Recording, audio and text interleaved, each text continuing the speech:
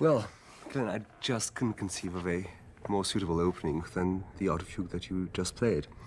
However, I think that we should probably address the issue that you're playing all of this music on an instrument for which it was not, in fact, written. Yeah, I think we should attack that one head on, Bruno. I'm not inclined to be defensive about it, I must say. I'm not inclined to apologize too much. I really think, frankly, that the piano does offer a great many resources which are entirely appropriate vis-a-vis the music of Bach, and that it also offers some that are entirely inappropriate. So it really becomes a question of, I was going to say, using those things that enhance the music, but that's a bad word, of using those things or adopting those things which really work within the parameters that the music itself observes. I think that's the safer way of putting it, probably. Well, of course, there are two really contrasting arguments which are put forth very frequently. One is that if Bach had had a piano, he would certainly have used the piano. I'm sure he would have. He was a very practical man in most ways, as we know. And a few years before he died, when he saw a, what was it called, a Silberman piano at Frederick the Great's court when he visited there, he seems to have had very nice things to say about it, so he probably would have used it. But I think it's not a terribly relevant argument one way or the other, because whatever he saw at Frederick's court was such a totally different beast from what we know today, you know, that it doesn't really stand comparison. Okay, but the other argument, of course, is that he really didn't know the piano, notwithstanding his visit to Frederick's court, and that he didn't think in terms of its capabilities, that he couldn't have imagined the kind of instrument that it would become 2 centuries later, and that consequently, whenever one does play this music on something other than the instruments that he knew, you know, the harpsichord or the clavichord, one is in some way, I would say, violating the music, is not allowing to declare itself, to speak within the limits of the sonority that Bach had imagined. Yeah. I mean, yeah, that is the other argument. I think that's where the proposition goes off the rails, if I may say so, Bruno, because if one really believes that, then it surely follows that one also believes that Bach, you know, cared deeply about the specifics of sonority and of timbre as an element of composition. That in effect he was almost a slave to the instruments which he wrote, and I just don't think that's the way it was with Bach at all. There are just far, far too many examples to the contrary. But I guess for those examples, I'm going to need the pianos. What do you have in mind? Do you have the violin concertos? Oh, yes.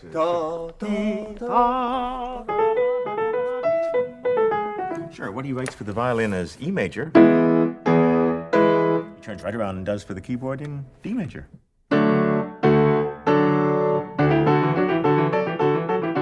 And the fact that the same movements from these concertos, some of them anyway, turn up in the cantatas and are played on the organ, almost note for note. There are just countless examples of that sort of thing. And I doubt very much that if he had known the piano, he would have spent very much time worrying about whether it violated some specific sonorous intention of the music, which does not mean, on the other hand, that he would have adapted himself to the piano or the keyboard, that he would have ever turned himself into an 18th century Alexander Scriabin or anything like that. You know, he was just too much involved with questions of structure to even worry about things like that.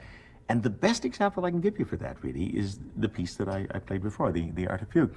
Because that work has been, I think, performed by just about every combination you can think of. I mean, I haven't heard every recording by any means, but I've heard recordings by organists and harpsichordists and pianists and string quartets and string orchestras and more or less full orchestras and woodwind quartets or quintets and brass quartets and quintets.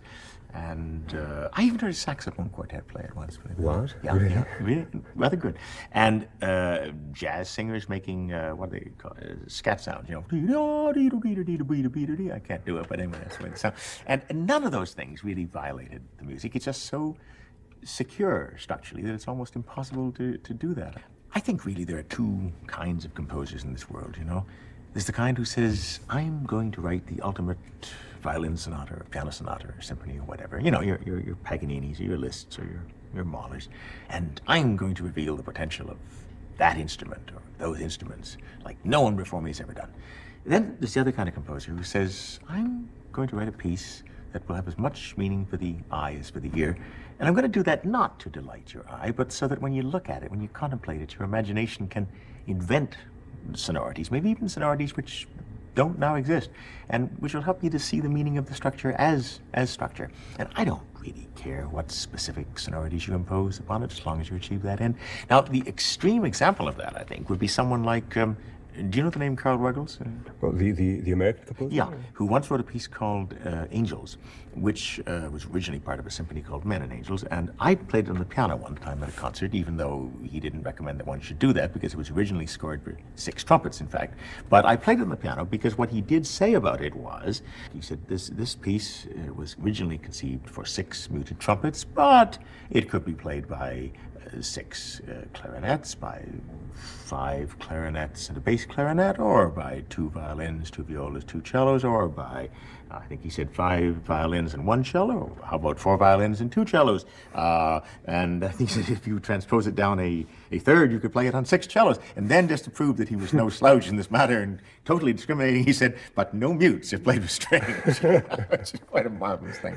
Now, I think that Bach was not as extreme as that. I mean, he was certainly, however, more inclined to that direction than to its opposite, and the progression of his life was absolutely in that direction, so that by the time you get to the end of his life, as you do with the Art of the Fugue, and he's writing works like that, which look inward to questions of structure, to the whole nature of processing music, instead of outward to questions of sonority and the question of public success and reception and all of that.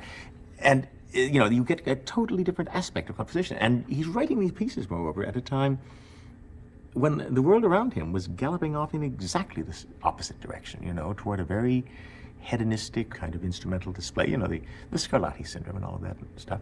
And so I think it's really quite an extraordinary thing that he did that against the spirit of the time. Also, you know, we talked about the mental image that one has in terms of these sonorities that we think the music implies rather than those it specifically requests. So let me play you, as a test, a little prelude that Bach wrote in the early 1720s for his son, Wilhelm Friedman, one of his sons. And you tell me what sonorities you think you hear as opposed to those that actually come out of the piano, okay?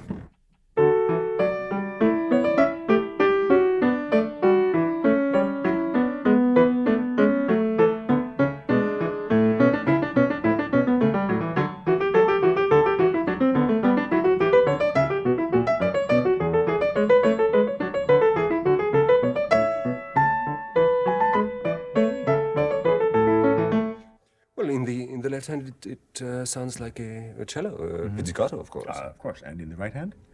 Well, it's a kind of two sonatas, maybe a flute or a violin or even a viola in some kind of a dialogue. Exactly, and if you go on with it then, one could change the bowing in the left hand, the cello, whatever it is.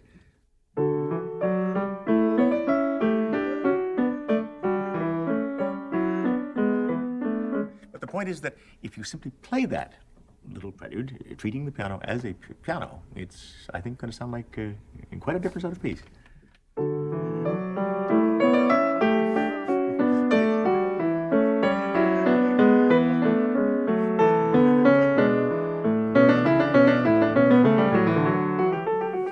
But surely, Glenn, you're not going to argue that the piano is more suited to that music than the harpsichord or the clavichord. No, of course not. I'm utterly indifferent to the whole question of suitability, as indeed I think Bach was. Mind you, I would be prepared to argue that in certain circumstances, in particular repertoire, the piano can get you a lot closer to Bach's conceptual notions than the harpsichord ever can. I mean, if you consider that all of the violin sonatas, all of the cello sonatas are really trio sonatas, and that the harpsichord, the keyboard instrument, forms 2/3 of that trio. It's just unrealistic to think that the harpsichord can ever balance off against the violin, for example, in the way that the piano can.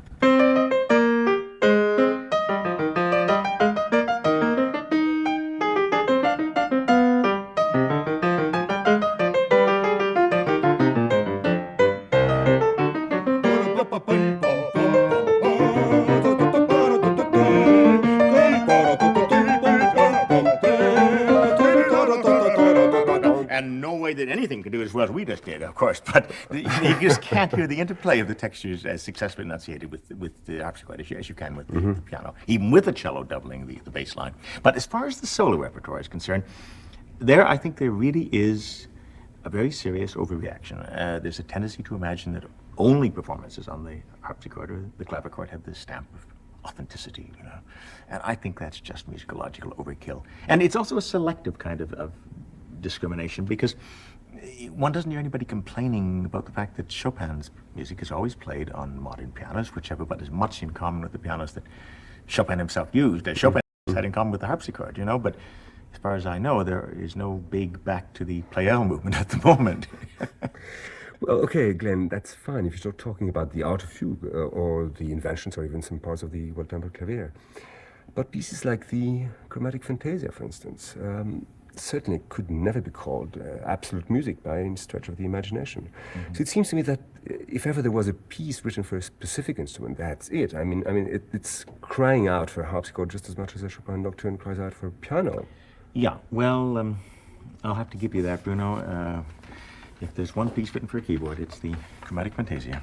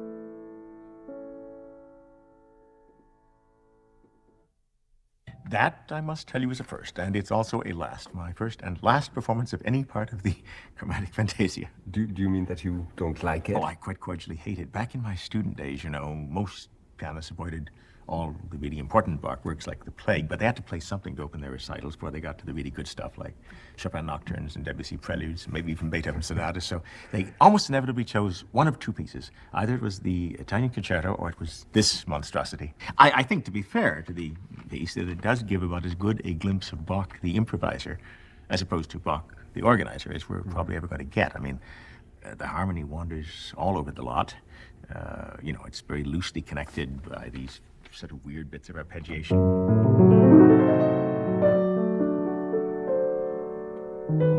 I mean, it Hitchcock had been making movies in the early 18th century, Bach would have been working full-time on the Universal lot writing background scores for sure.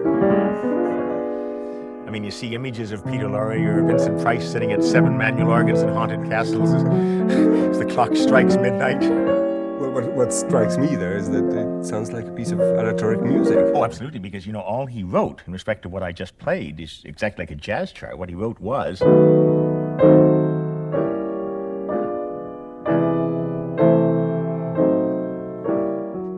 all the rest was me, Well, Glenn, you can't leave us here at midpoint.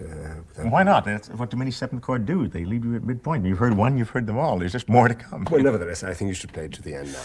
Well, okay, but I promise you, this is going to be my absolutely last performance, okay? Now, the story thus far, when we left off, as I recall, was...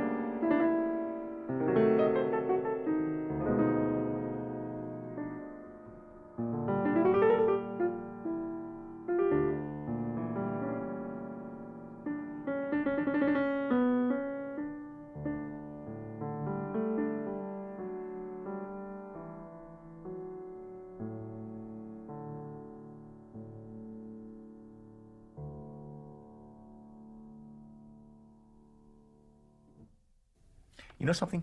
That's Bach for people who do not like Bach. All right. Well, I can sense the reason behind some of your reservations concerning the Chromatic Fantasia. What I don't understand, though, is that why you would bracket, this very loosely rhapsodic piece with a work like the Italian concerto, which has that very rectangular kind of Rococo architecture. Well, that's true. I think that both pieces, though, one could say, stand somewhat outside Bach's natural idiom, if one could call it that. I mean, neither are really contrapuntal, neither really get their ideas out of linear, stimuli of one kind or another. The Italian concerto, as you say, is a well-designed, neatly blocked out bit of Georgian architecture of the kind that Handel certainly wrote all the time in England, particularly, and wrote, I think, rather more successfully, I must say.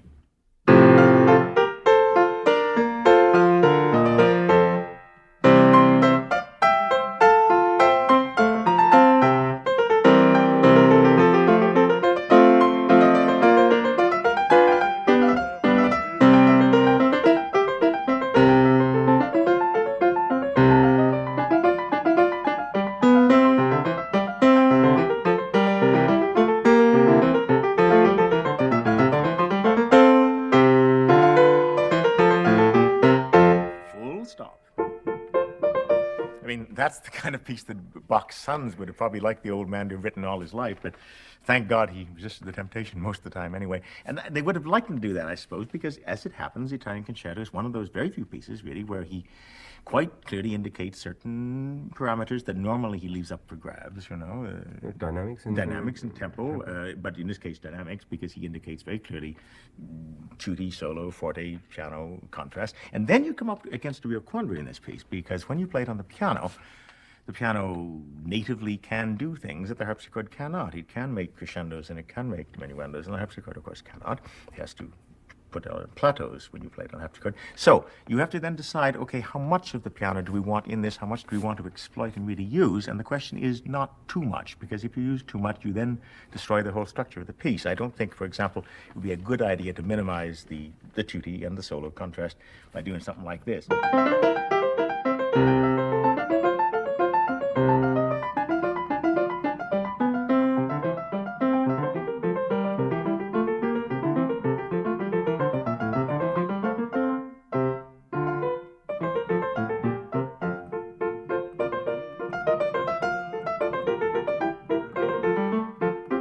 You know, I mean, I think that would be really counterproductive with a contrast like that. But it's like the old string player's expression, which I'm sure you're familiar with, Bruno. Just because you paid for the whole bow, you don't have to use it. You know, just because you got a piano, you don't have to exploit its peculiar resources in that sense. On the other hand, when you come to the intensely emotional side of Bach, when you get to things like the Sarabande and the E minor Partita, for example, which have an almost Wagnerian intensity, I think it's ridiculous to put straitjackets on the music, you know.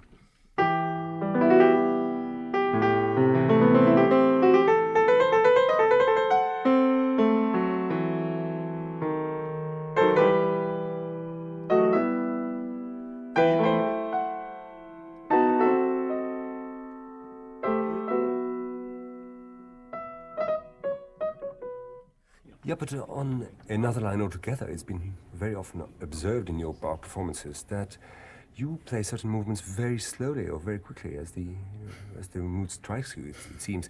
And for instance, in your recording of the C-sharp major fugue from the World Temple Clavier, you know, pom, pom, pom, pom, yes. You took an unbelievably slow tempo. Yeah. As in...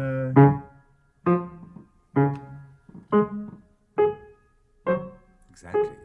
Well, you see, Bruno, my convictions in the matter are so flexible that I could, in fact, easily justify doing it at exactly twice that speed.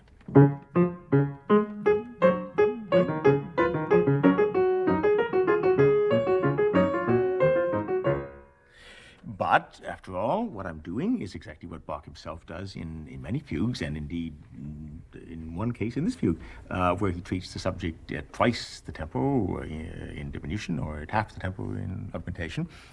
He does it here in augmentation, something like this.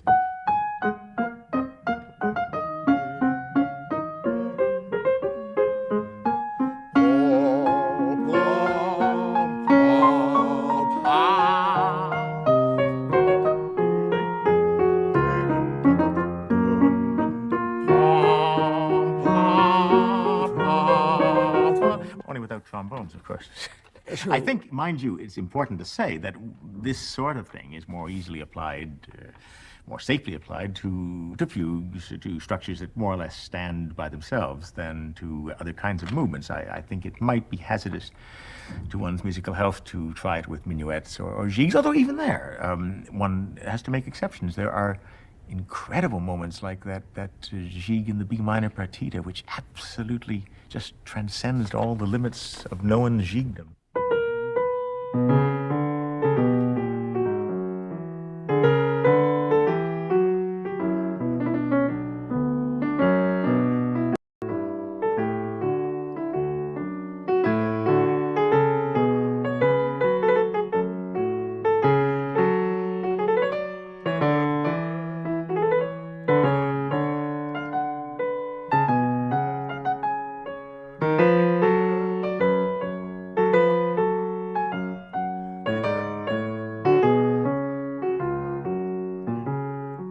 that's just a jig to surpass all jigs, you know. But when, when you take a large-scale work of Bach, like the D major partita that you're going to play in a moment, do you still find that it's appropriate to treat tempo choice as sort of random element?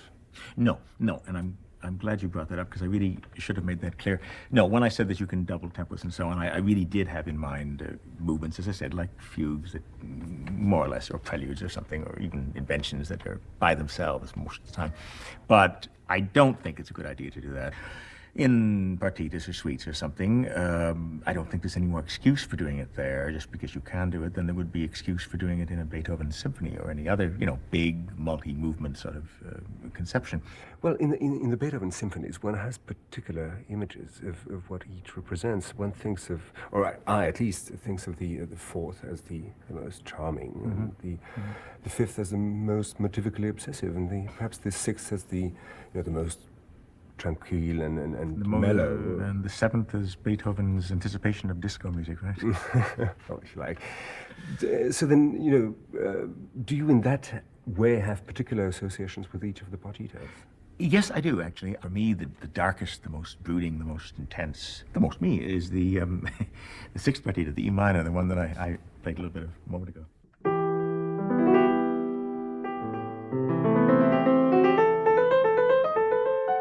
Most obviously virtuosic, I suppose, is the G major.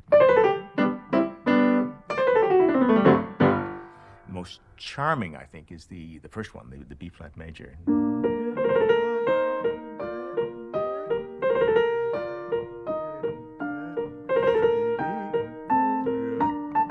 The most interesting dichotomy that he achieves in any of the partitas, dichotomy as between drama and humor, I think comes in the second one, the C minor.